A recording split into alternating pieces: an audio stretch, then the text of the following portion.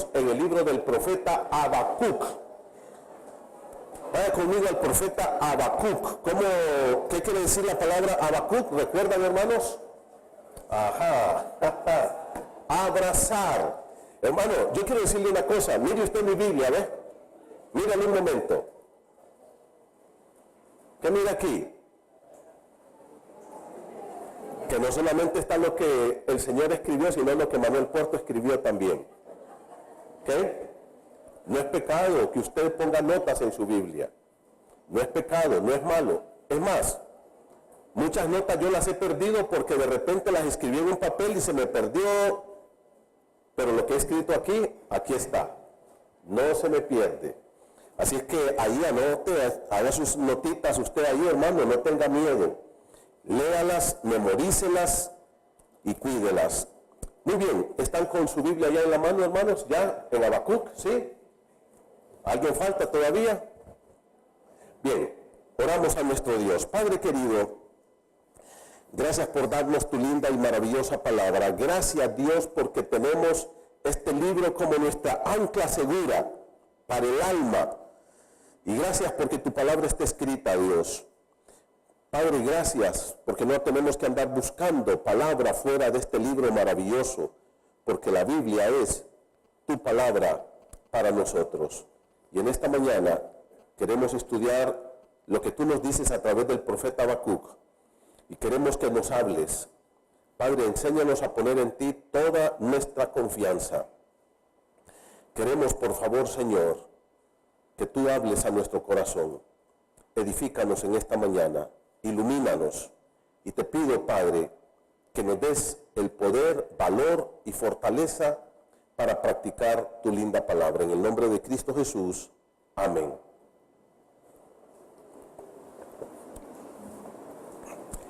¿Qué dijimos que enseña el profeta Habacuc? El profeta Habacuc enseña que el pueblo de Dios debe de confiar en Dios bajo cualquier circunstancia que estemos viviendo. En las circunstancias más adversas, en los momentos más difíciles, de tanta violencia, de tanta escasez, de tanta inflación, de tanta injusticia social, en los momentos más duros de nuestra vida, solamente tenemos una salida. Y como lo dice el Salmo 91, el que habita al abrigo del Altísimo morará bajo la sombra del Omnipotente. Y hermanos, solamente cuando nosotros nos ponemos bajo la cobertura real de Dios y ponemos en Dios toda nuestra confianza como el único guardador nuestro, como el único que nos cuida, nos protege, nos provee y nos ayuda en cada momento, es cuando viene la paz del Señor y podemos vivir confiados y seguros. En la primera parte que estudiamos el domingo anterior, como pudimos ver en los primeros versículos, parece que estamos leyendo un diario de nuestro país. Parece que estamos leyendo o escuchando noticias a través de la radio o la televisión de Honduras. Dice la palabra, versículo 2, ¿hasta cuándo, oh Jehová, clamaré y daré voces a ti a causa de la violencia? Versículo 3, me haces ver iniquidad, haces que vea molestia, destrucción, violencia están delante de mí. Verso 4, la ley es debilitada, el juicio no sale según la verdad, impera la mentira, el engaño y la traición. El impío asedia al justo y por eso sale torcida la justicia. ¿Sabe lo que dice el profeta Amós cuando está hablando de Israel? Dice que un judío, ¿sabe cuánto costaba para otro judío rico? Un par de zapatos. Dice, vendían al pobre por un par de zapatos. ¿Y cuánto cuesta la vida de un hondureño en este tiempo, hermanos? ¿Ah? Un celular de 100 pesos, por eso lo matan. ¿Ah? Por robarle 50 lempiras de su cartera, lo matan. Era una situación caótica, era una situación muy, muy difícil. Y entonces el profeta Habacuc llega a Dios. Y entonces el profeta le dice a Dios, ¿sabes una cosa, Dios? ¿Dónde estás tú? tú haces que yo vea todas estas cosas. Me haces ver todo esto. Mira el versículo 3 dice, haces que vea molestia. Haces que vea molestia. Me haces ver, versículo número 3, me haces ver iniquidad. ¿Qué dice el profeta Habacuc aquí? Estoy viendo cosas espantosas, Señor. Me haces que yo me afecte emocionalmente al ver la situación que está viviendo mi país, al ver cómo mi país se desangra, al ver cuánta injusticia, al ver tanta maldad. Y la pregunta y lo que más inquietaba a Habacuc no era lo que la gente hacía, sino, Señor, ¿dónde estás tú en medio de todo esto? ¿Qué te has hecho? No es posible que solo yo mire. ¿No estás viendo tú lo que está haciendo toda esta gente? Y Dios le responde al profeta y le dice, ¿sabes una cosa, Habacuc? Claro que sí lo miro. Y mire qué interesante, en el capítulo 1, verso 3, Habacuc le dice, me haces ver iniquidad, haces que vea molestia. Pero luego Dios le responde al profeta, capítulo 1, verso 5, y le dice, mirad entre las naciones. Y Habacuc le está diciendo que está viendo. ¿Y qué le dice Dios? Pues sigue mirando a Habacuc. Pero ¿sabe qué, hermano? La pregunta es, ¿qué es lo que Dios quiere que miremos realmente? Cuando Dios le dice al profeta Habacuc, mirad, ¿qué es lo que quiere que Habacuc mire? Si Habacuc ya está viendo, ya le dijo a Dios, estoy viendo molestia, estoy viendo toda esta impiedad en que estamos viviendo. Yo creo que Dios quiere que miremos 4 cosas muy importantes cuando le dice en el capítulo 1, verso 5, mirad. En primer lugar, Dios quiere que tengamos una mirada completa, un panorama completo que incluya a Dios en nuestra visión. ¿Qué era lo único que estaba viendo Habacuc? Habacuc estaba viendo de aquí hacia abajo, de aquí hacia abajo. Y Dios le dice, ¿sabes una cosa, Habacuc? Tienes que mirar el panorama completo. En otras palabras, yo sí estoy ahí, sí estoy viendo y yo estoy activo, no estoy callado. Yo también estoy controlando esta situación. No creas que se me ha ido de la mano lo que está pasando. No creas que ya perdí el control de la situación que ustedes están viviendo. Habacuc, yo estoy sentado en mi trono, yo sigo siendo Dios y yo sigo teniendo el control de todo. Entonces, en el capítulo 1, verso 5, cuando Dios le dice, mirad al profeta, número 1, Dios quiere que miremos que Él es el Dios soberano, Rey y Señor, que está sentado en su trono y que no ha perdido el control todavía. Pase lo que pase en Honduras, pasó lo que pasó en Israel, Dios le dice, mirad. Le dice, ¿sabes una cosa? Presta toda tu atención, mira el panorama completo. Yo sigo sentado en mi trono, sigo siendo Dios. La otra cosa, Dios quiere que nosotros sepamos a través de esta palabra que Él abomina el pecado. No importa quién lo cometa, Dios odia el pecado. Y Él no tolerará el pecado en ninguna persona, no importa si somos sus hijos o si son impíos.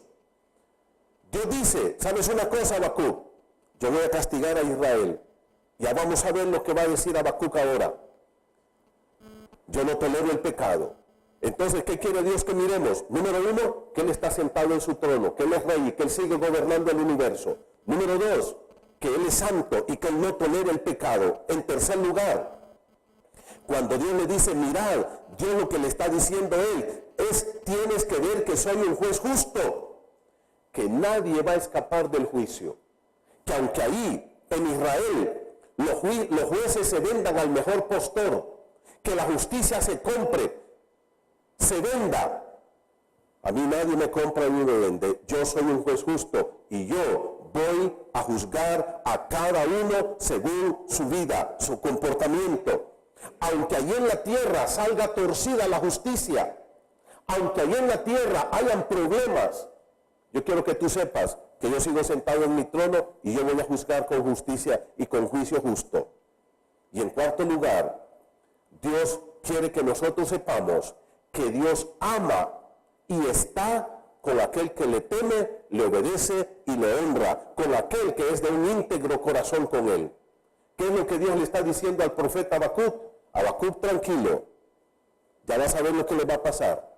Yo voy a hacer una cosa que le va a quedar la boca abierta y no lo van a poder creer. Cuando ustedes escuchen lo que yo estoy haciendo, van a ver, se van a sorprender. Tú tranquilo, mi pueblo tranquilo, sigan practicando su integridad en medio de tanta perversión. Ustedes sigan en integridad, ustedes sigan confiando en mí. No se contaminen al ver tanto pecado. No se desvíen de mi camino, tranquilos. Ustedes sigan la ruta correcta. Y entonces Dios le dice, capítulo 5, verso 1, vamos a ir a Habacuc 1, 6. Porque aquí yo levanto a los caldeos. ¿Quiénes son los caldeos, dijimos, hermanos? Los babilonios. Babilonia, que estaba en ese momento bajo el imperio asirio, 625 a.C. El rey de Babilonia se llamaba Nabopolassar, era el papá de Nabucodonosor. Nabucodonosor es el rey de Babilonia que nosotros más conocemos por las historias bíblicas, pero el rey se llamaba Nabopolassar.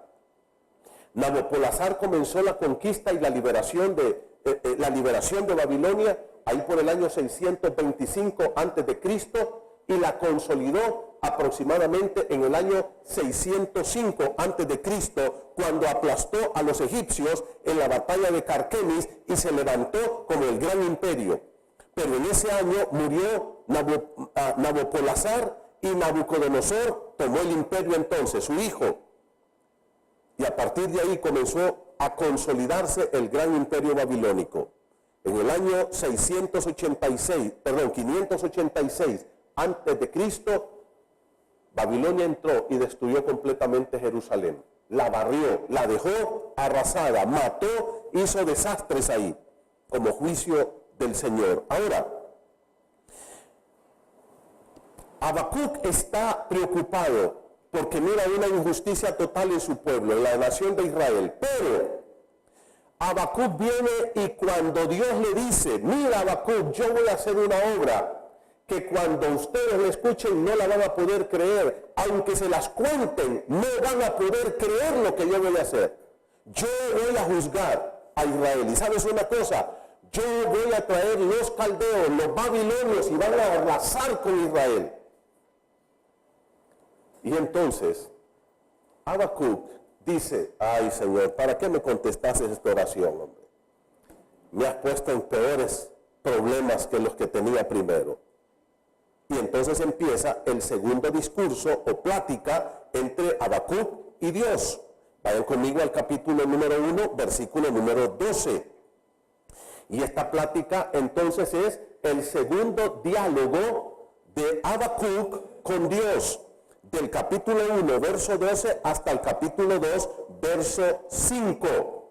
Aquí tenemos entonces el segundo diálogo de Habacuc con Dios. En este diálogo, Habacuc le expresa a Dios que ahora está mucho más confundido que al principio. ¿Ah? Ahora Habacuc dice, Señor, ¿sabes una cosa? Estoy peor, porque lo que tú me has dicho no lo puedo creer. Y vamos a ver entonces lo que le dice Habacuc a Dios. Capítulo 1, versículo 12. Dice la palabra del Señor así. Lo leo para ustedes. ¿No eres tú desde el principio, oh Jehová, Dios mío, santo mío? No moriremos, oh Jehová. Para juicio lo pusiste y tú, oh roca, lo fundaste para castigar. Muy limpio eres de ojos para ver el mal, ni puedes ver el agravio. ¿Por qué ves a los menospreciadores y callas cuando destruye el impío al más justo que él? Y haces que sean los hombres como los peces del mar, como reptiles que no tienen quien los gobierne. sacará a todos con anzuelo, los recogerá con su red y los juntará en sus mallas, por lo cual se alegrará y se regocijará. Por esto hará sacrificios a su red y ofrecerá sahumerios a sus mallas, porque con ellas engordó su porción y engrasó su comida. Vaciará por eso su red y no tendrá piedad de aniquilar naciones continuamente. Capítulo 2, verso 1. Sobre mi guarda estaré y sobre la fortaleza afirmaré el pie y velaré para ver lo que se me dirá y qué he de responder tocante a mi queja. Ahora del versículo 2 al 5 viene la respuesta segunda de Dios para el profeta Habacuc. Ahora yo quiero que miren algunos detalles conmigo. ¿Qué es lo que le está diciendo Dios al profeta? Le dijo una cosa a Habacuc: yo voy a traer a los caldeos, yo traigo a los babilonios y van a ser el instrumento en mis manos para castigar a Israel por todos sus pecados. Yo no tolero el pecado y yo los voy a juzgar y yo los voy a castigar.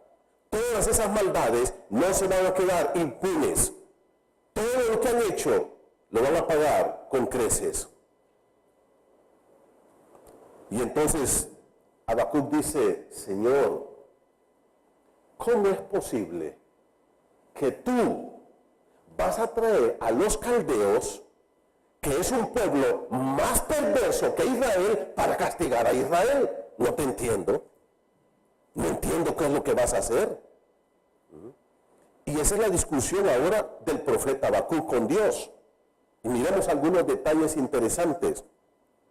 Y por lo menos aquí encontramos algunos elementos que vale la pena que nosotros los tomemos en cuenta en esta lectura que hicimos de Habacuc 1, del 12 al 2.1. ¿Qué es lo que podemos encontrar aquí? En primer lugar, hermanos, Israel es el pueblo de Dios. Son los amados y escogidos de Dios. Y entonces, Habacuc dice: pero si Israel es tu pueblo, Señor, ¿cómo es que tú lo vas a castigar de esa manera con gente tan perversa? La otra cosa, Israel conoce a Dios. Israel conoce la ley de Dios.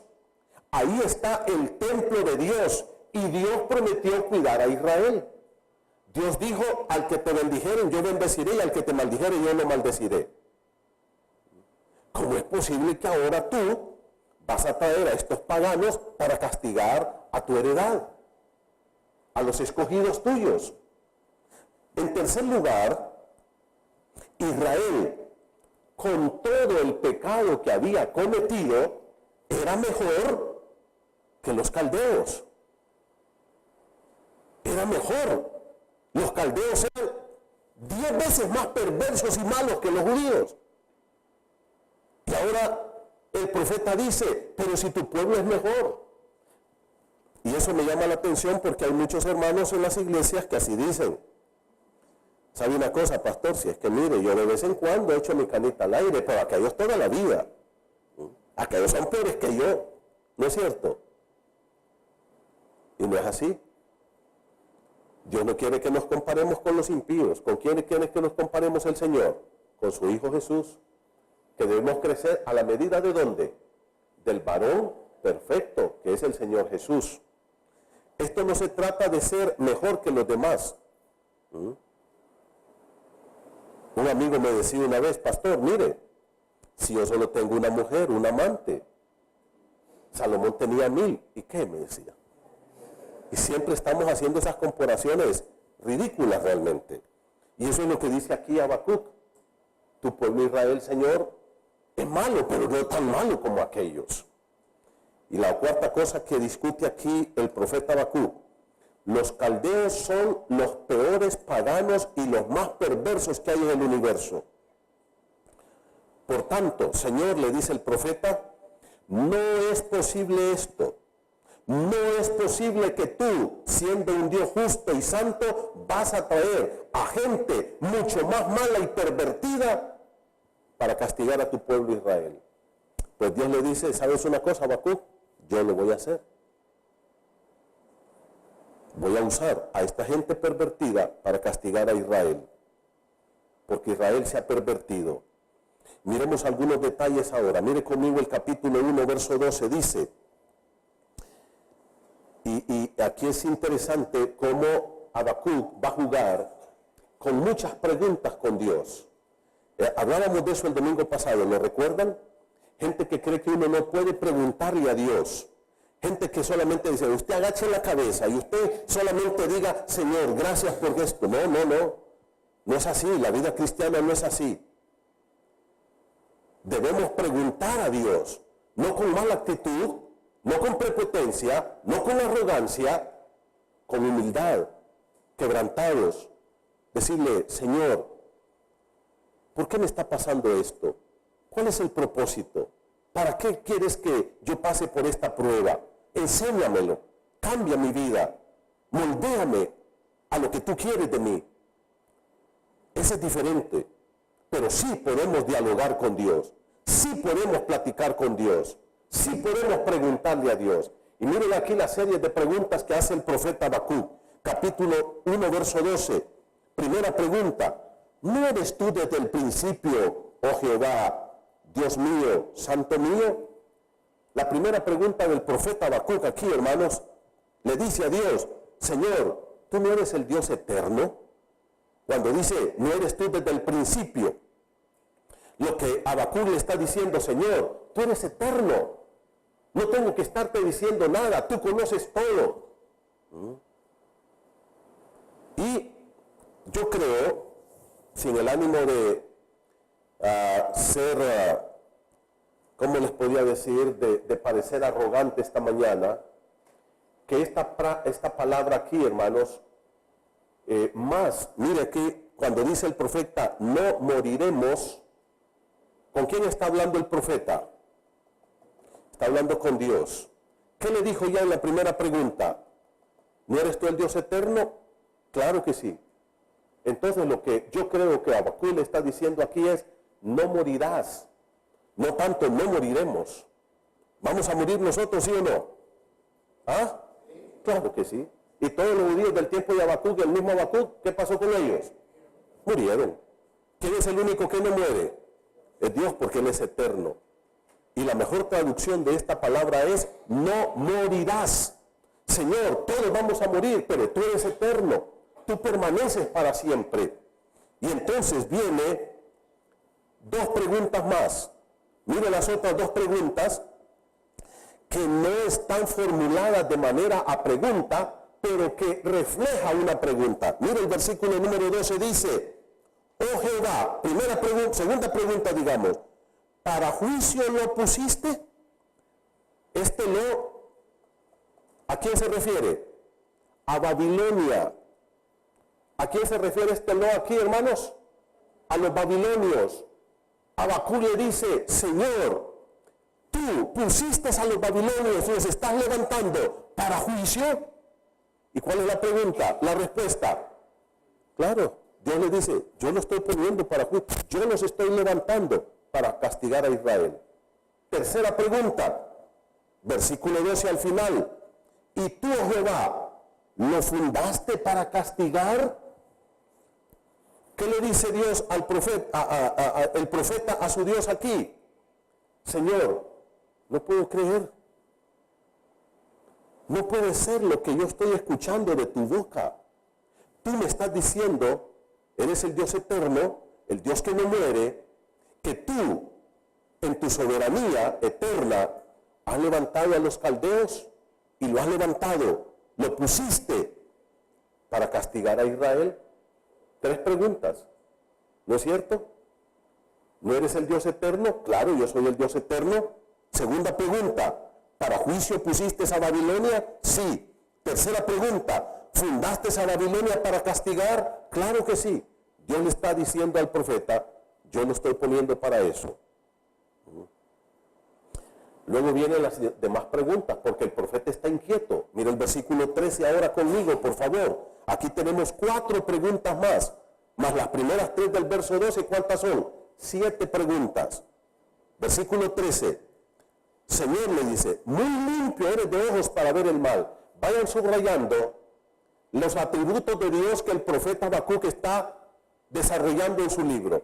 Primero, el Dios eterno, versículo 12, no morirás, tú eres eterno. Ahora, ¿qué atributo de Dios resalta el profeta Habacuc en el verso 13? La santidad. ¿Qué le dice? Muy limpio eres de ojos. Señor le dice, tú eres santo. Tú eres santo. Versículo 13, para ver el mal. Ni puedes ver el agravio. Ahora, ¿cuál es la pregunta que hace el profeta? ¿Por qué? ¿Le podemos preguntar a Dios por qué, sí o no? ¿Qué dice el profeta? ¿Por qué, Señor? Muchos siervos de Dios le han preguntado a Dios, Señor, ¿por qué? ¿Por qué me haces pasar por esta prueba? Jesucristo clavado en la cruz, ¿qué le dijo? Dios mío, ¿por qué me has desamparado? Yo no me explico por qué se está predicando y enseñando hoy en las iglesias que a Dios no se le pregunta por qué. Claro que le podemos preguntar. Lo recalco con una buena actitud. ¿Ok? Con una buena actitud. Cuando tú pases por una prueba, dile, Señor, ¿por qué me metes en esta prueba? ¿Qué me quieres enseñar? ¿Por qué paso por esta crisis? Y luego la otra pregunta también es válida. ¿Para qué, Señor? La siguiente pregunta aquí del profeta Habacuc, ¿cuál es? ¿Por qué ves a los menospreciadores? ¿Quiénes son los menospreciadores? Los babilonios. Menosprecian a Dios, menosprecian todo. Ya lo vamos a ver un poquito más adelante. Siguiente pregunta, mire el versículo número 13. Y callas. Ahora, usted me dice, ahí no hay pregunta, pero eso está dentro del mismo por qué. Esa es la otra. ¿Por qué callas cuando destruye el impío al más justo que él? ¿Quién es el impío? Babilonia. Y entonces el profeta Habacuc le dice, Señor, ¿por qué tú estás callado cuando el impío va a destruir al que es más justo que él? ¿Quién es el más justo que los babilonios? Israel. Israel. Y entonces le dice, ¿por qué te callas, Señor? No entiendo tu silencio.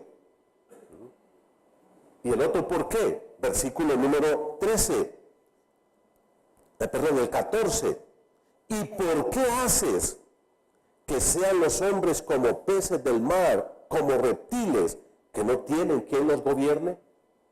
Otra pregunta. ¿Cuántas preguntas van? 7 preguntas en 2 versículos. 7 preguntas. Todas relacionadas con la incertidumbre y la inquietud del profeta Habacuc. ¿Van por qué? Van preguntas que el profeta quiere una respuesta de Dios. En el versículo número 14, mis hermanos, habla de la actitud del hombre. ¿Por qué haces que los hombres sean como los peces del mar, como reptiles que no tienen quien los gobierne? ¿Qué significa esto, mi hermano? Habla, escuche bien, de la naturaleza del ser humano. A nadie le gusta estar bajo reglas ni bajo autoridad. En Honduras nosotros vivimos como en una selva. Una de las cosas que a mí me gusta es ir en las colas, en los carros, cuando yo estoy ahí, miro una cola. Pero aquí parece que fuéramos peces y reptiles. No hay reglas. Y usted va tranquilo en la cola y espero que usted no sea de esos. Que usted y yo como cristianos debemos aprender a vivir con respeto. Nosotros no somos peces ni reptiles, somos seres humanos lavados con la sangre de Cristo y bajo autoridad. Y debemos aprender. Si usted no aprende a respetar un alto en una calle, no va a aprender a respetar la santidad sexual tampoco. Si usted no aprende a respetar un semáforo en rojo, mi hermano, tampoco va a aprender a respetar las leyes de la santidad del dinero. Y al igual que usted se pasa un semáforo y un alto, se va a poder robar el dinero de su empresa, de su negocio o cualquier cosa, porque no tenemos reglas. ¿Qué dice la Biblia? Los hombres son como ¿qué? Como peces y como reptiles. ¿Qué significa eso? No tienen reglas. No hay principios, no hay valores. Y eso habla de la naturaleza del ser humano. Eso habla de la naturaleza nuestra, la contaminación moral que hay en nuestro corazón. Como yo les decía, hay una cola, yo no estoy en contra de las colas. Yo no tengo problema de hacer una cola de 1 hora. Especialmente si mi amada va conmigo ahí sentada al lado. ¿Ah? No tengo problema. ¿Sabe cuál es mi problema? Cuando yo miro gente que son como reptiles y no respetan y suben por la banqueta y se van a amontonar allá porque no respetan una cola en este país. Y eso es lo que no podemos tolerar. Y ahí nosotros como cristianos tenemos que marcar una pauta, hermanos.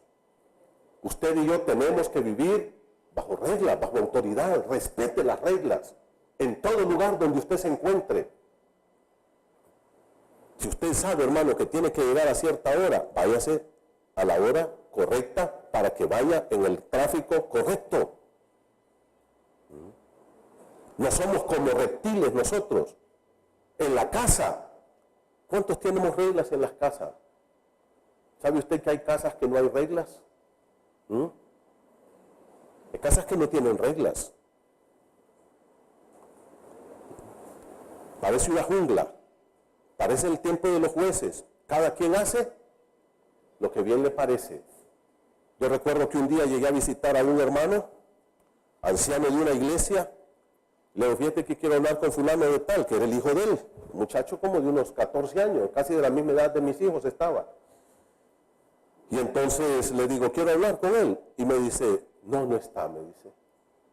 Y le dice a la esposa, mujer, ahí está fulano. No, le dice, no está. No, pastor, no está. ¿Y dónde está? No sé, me dice. Le digo, ¿a qué hora va a venir? A saber. ¿Y con quién anda? Ahí salió. ¿Cómo es eso? ¿Cómo es eso? Que un padre, un hijo de 14 años, salga como que fuera pez, sin decirle a quién, a qué hora va, a dónde va, a qué hora va a regresar y con quién va. ¿Ah? Hay que poner reglas, hermanos. El hogar no puede ser una selva.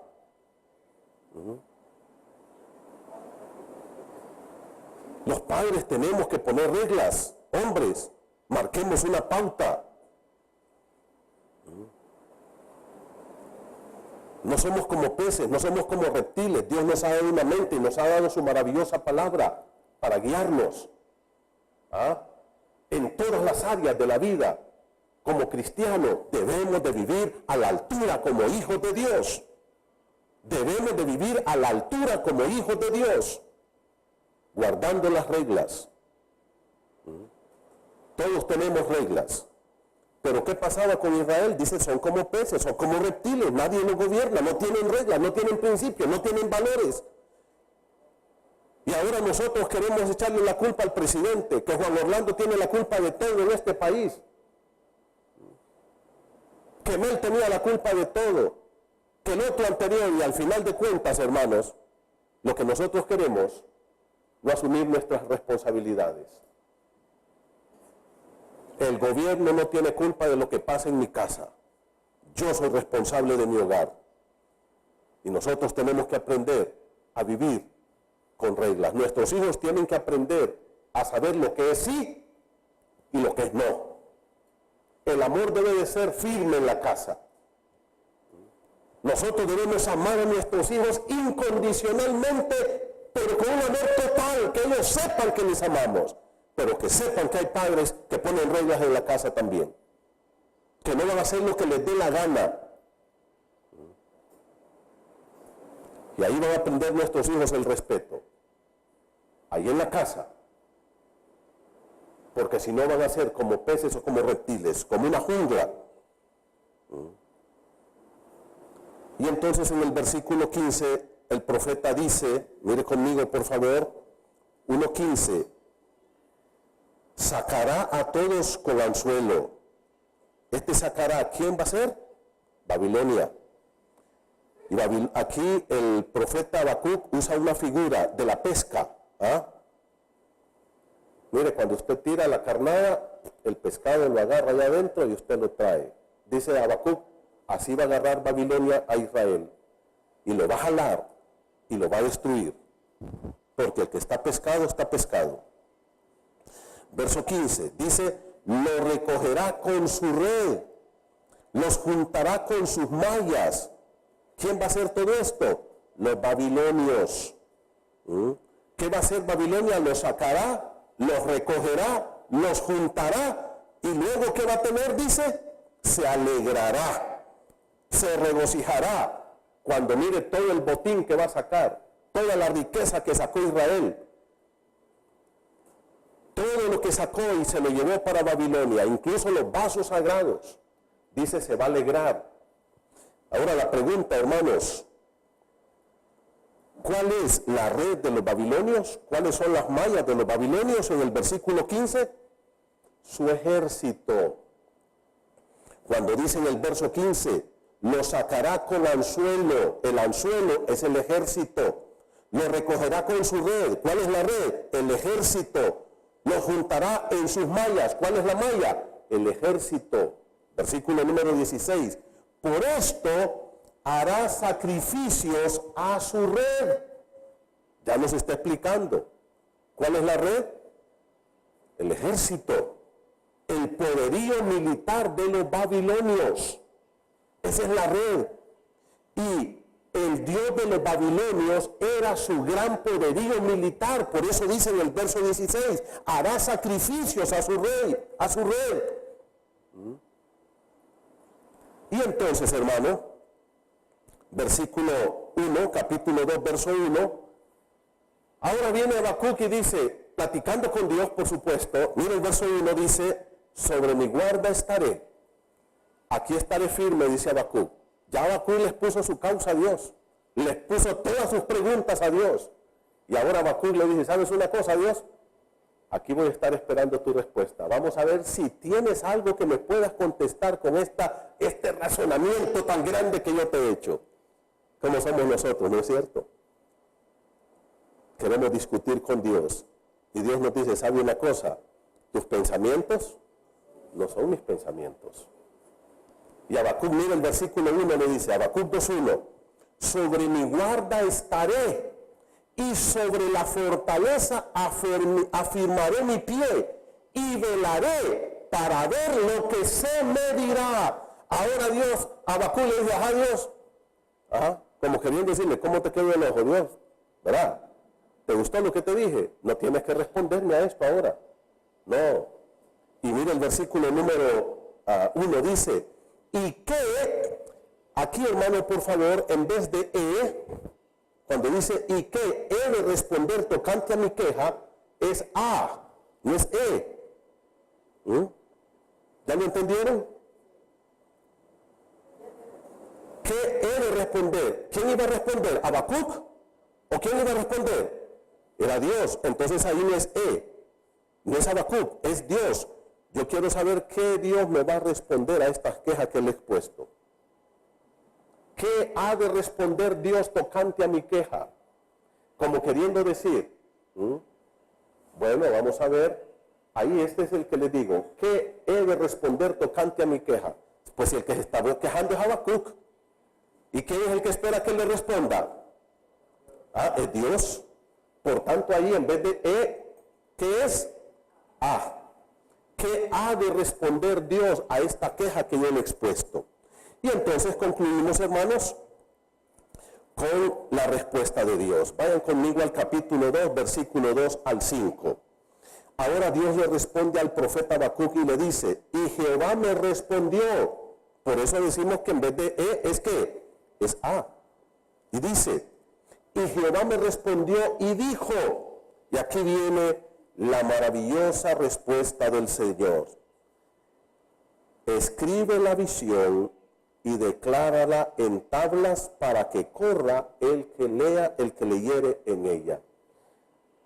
Hermanos, la primera cosa que exalta a Dios aquí es la necesidad de que el profeta que haga, escriba.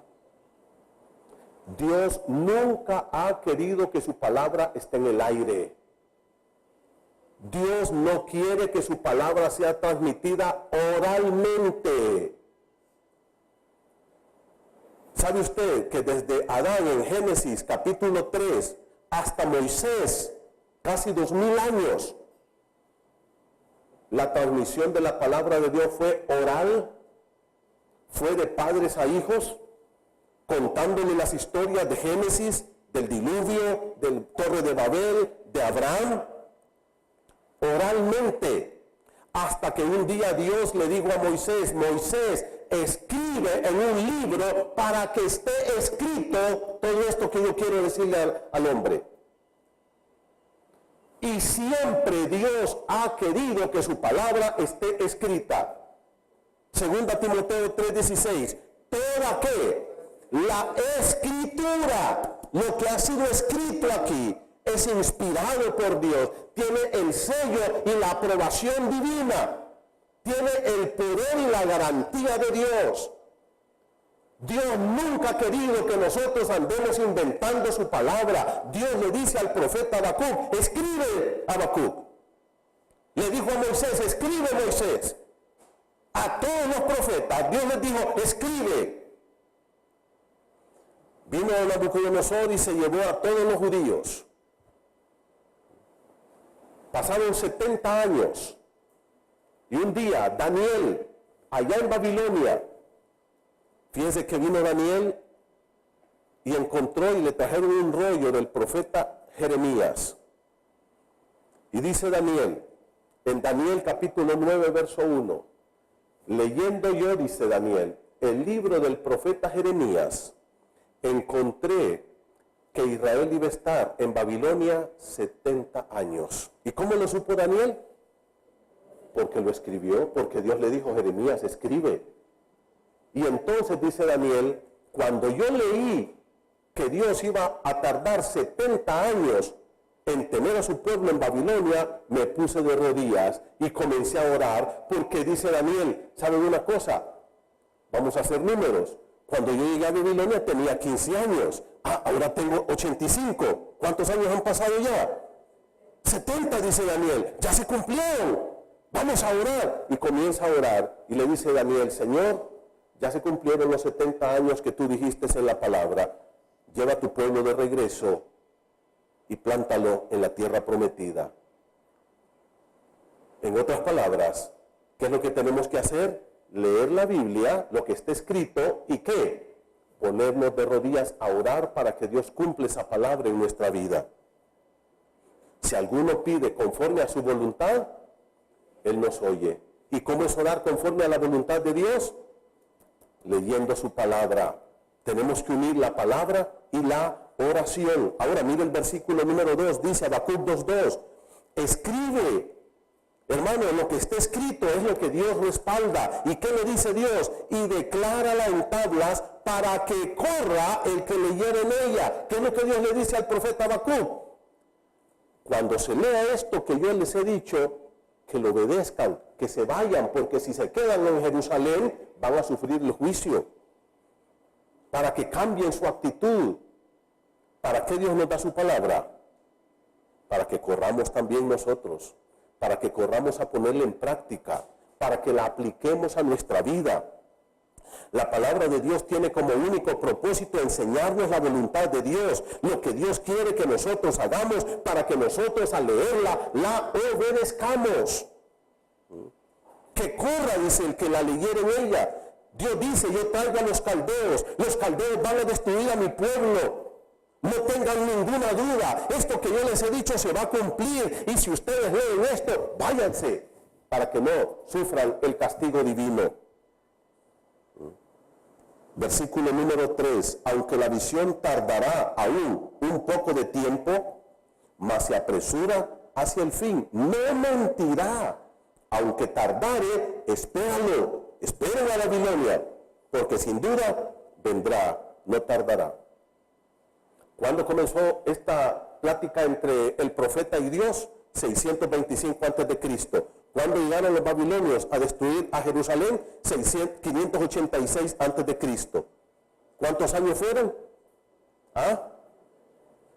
¿Cuántos años fueron, hermanos, entre el 625 que recibió Habacuc la profecía de que Dios va a destruir a Israel al 586? 25, 35, como casi 40 años, ¿no es cierto? Pero Dios dijo, se va a cumplir, se va a cumplir. Dios le dijo a Abraham, voy a hacer de ti una nación grande, te voy a dar un hijo. ¿Cuántos años tenía Abraham? 75. ¿Cuántos años esperó Abraham? Hasta que tenía 100 años nació Isaac. Dios tiene un tiempo para todo. Hermanos queridos, tengan paciencia. Todo el juicio que vendrá sobre los impíos llegará. Dios no retarda su promesa, como algunos la tienen por tardanza, pero que se van. Dios los va a castigar, los va a castigar. Espérenlo. Y con esto estamos llegando a la conclusión. Versículo 4. Ah, qué tremendo versículo. Este es el corazón de la salvación del ser humano. El verso 4, hermanos, es la salvación, el corazón de la gracia de Dios. El verso 4 es el verso más importante, yo creo, de toda la Biblia. Se repite una y otra vez, que dice, he aquí que aquel cuya alma no es recta, se enorgullece, mas el justo por su fe vivirá. ¿Qué es lo que salva? La fe. ¿Cómo es que somos justificados? Por fe. ¿Cómo viene la gracia de Dios a nuestra vida? Por la fe. Este versículo fue el que transformó la vida de Martín Lutero. Subiendo las escalinatas de la iglesia de San Pedro en Roma, cuando Lutero miraba todo el esplendor con que habían hecho esto, robándole dinero a la gente y mintiéndole, vendiéndole perdón, y cada paso que Martín Lutero iba dando, ahí en la Basílica de San Pedro en Roma, este versículo estaba aquí en su mente: el justo vivirá por fe. Y esto se repite, mis queridos amigos, mis queridos hermanos. Vaya conmigo, por favor, al libro de Hechos, capítulo 13, para que miren qué tiene este versículo. Vaya conmigo a Hechos, capítulo 13, por favor. Hechos, capítulo 13. Mire conmigo el versículo número 37. Hechos, capítulo 13. Dice así la palabra de Dios en el versículo número 37. Mas aquel a quien Dios levantó no vio corrupción. Esto es el Señor Jesucristo, que murió y resucitó. Verso 38, sabed pues esto, varones hermanos, que por medio de él se os anuncia perdón de pecados, y que todo aquello de que por la ley de Moisés no pudisteis ser justificados, en él, en Cristo Jesús, es justificado todo aquel que cree. Mirad pues, no venga sobre vosotros los que está dicho en los profetas, mirad, oh menospreciadores, y asombraos, y desapareced, porque yo hago una obra en vuestros días, obra que no creeréis si alguien os la contare. ¿Qué dice el profeta aquí, mis hermanos? ¿De dónde saca esto el profeta? El apóstol aquí, de Habacuc. La justificación es por fe, el perdón es por fe. Vaya conmigo al libro de Romanos, allá adelantito de Hechos. Mire conmigo Romanos, por favor. Romanos capítulo 1, versículo número 16 y 17. Miren cómo dice Romanos 1, 16 y 17. Porque no me avergüenzo del Evangelio, porque es poder de Dios para salvación a todo aquel que cree, al judío primeramente y también al griego. Verso 17, porque en el Evangelio la justicia de Dios se revela por fe y para fe, como está escrito, mas el justo por la fe vivirá. Vaya a Gálatas, por favor, allá delante de Romanos está Gálatas. Porque los hermanos de Galacia estaban queriendo comprar la salvación por obras. Dice la palabra en el capítulo 3 de Gálatas, mire el versículo número 10, porque todos los que dependen de las obras de la ley están bajo maldición, pues escrito está: maldito todo aquel que no permaneciera en todas las cosas escritas en el libro de la ley para hacerla. 3:11. y que por la ley ninguno se justifica para con Dios es evidente, porque el justo por la fe vivirá. Hebreos capítulo 10, por favor. Vaya al libro de Hebreos ahora, capítulo 10, y mire lo que dice la palabra del Señor. Versículo número 38, dice la palabra del Señor así. Leo para ustedes el verso 37. Hebreos 10, 37. Porque aún un poquito, y el que ha de venir vendrá y no tardará, mas el justo vivirá por fe. ¿Cuántas veces se repite este texto, hermanos? Una gran cantidad de veces. Habla de la importancia de poner en el Señor nuestra confianza. ¿Qué es lo que Dios le está diciendo a la nación de Israel? Yo voy a castigar a Israel, yo voy a arrasar a mi pueblo, voy a castigar al impío, pero el que se ha justificado por la fe, ¿qué dice? Vivirá. ¿Por qué obtenemos la justificación? ¿Por qué obtenemos el perdón de Dios? Solamente por la fe. Cuando nos rendimos a Él y confiamos en Él como nuestro único y suficiente Salvador.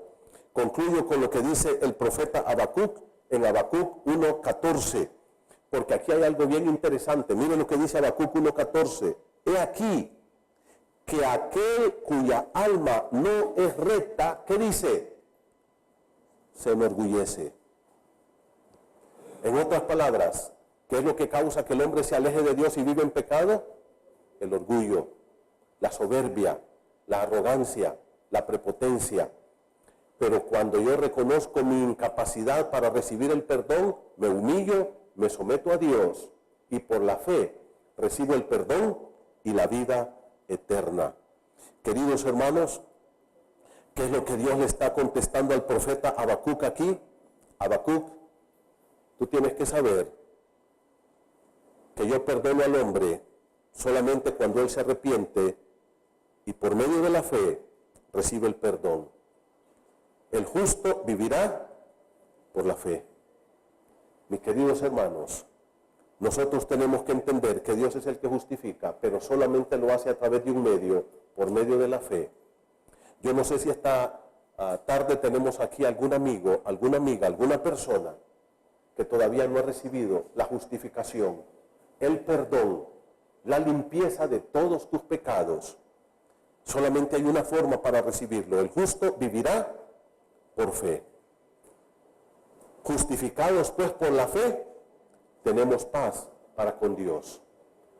Justificado quiere decir declararte sin culpa, sin pecado, limpio, puro, santo. ¿Y cómo vamos a lograr la pureza y la santidad? Cuando llegamos a Él por medio de la fe. No hay otra forma, no hay otro medio. Solamente por la fe puede ser declarado, perdonado, sin culpa y limpio delante de Dios. Si no lo hacemos así, entonces solo nos queda el otro camino.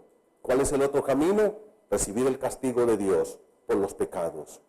Yo quiero invitarles ahora a que ustedes puedan cerrar sus ojos y vamos a terminar este momento con oración. Querido Dios, gracias por lo que tú nos enseñas en tu palabra. Gracias por tu palabra que está escrita. Padre, tú has escrito tu palabra para que nosotros la leamos y nos preparemos delante de ti. Tú no estás bromeando con la Biblia. Padre, la Biblia no es un chiste, no es un juego, es tu palabra, es viva y eficaz. Se va a cumplir. Y aquella persona, Señor, que no se arrepiente de sus pecados, que no corre hacia ti para recibir perdón a través de la fe, va a tener que pasar por la condenación eterna.